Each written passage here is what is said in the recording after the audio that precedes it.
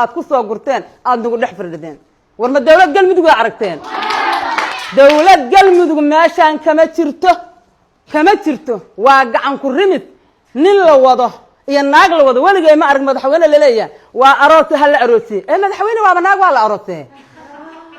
subhanallah maanta waa lambarkii u dambeeyay dawladda aad dhisaydaan caano baqay way caano baqay malcaba waa caano baqay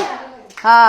kawaantooba dawladda aad dhisaydaan haddaan ahlu sunna wal jamaaca ay lambarka koobaad ka ahayn wax ka suuraaba male maxaa yeelay nin gurigiisii asagu ku dhintay oo ku dhibaatoobay ku naafoobay sidee uga baxaya ii sheega bal hadda adinka aan weydiinayna wax ka baxaya iyo wax ka socda lama arkay maanta muruq iyo xoogay mare ninka xoog laha soo baxa ninka xoog leeyna meesha wax ku dhisi la ku maamulaha la rabaa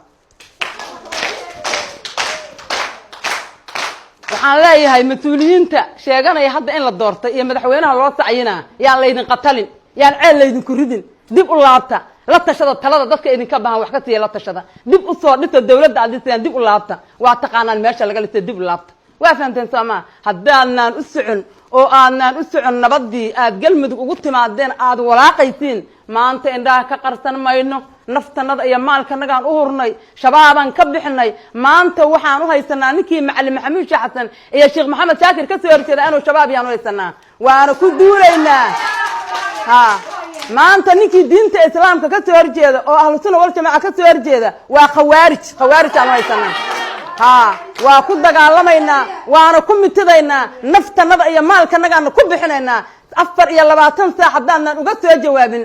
qurunka iyo baktiga ay aad ku hurtantiin meesha aad ku haydaan dabalkana waa ka qaadna maantay nin walba geedka geli adaa laga rabaa dawladda la dhisayo caano baqay ahna meeshii lagu lisila ayadaa laga rabaa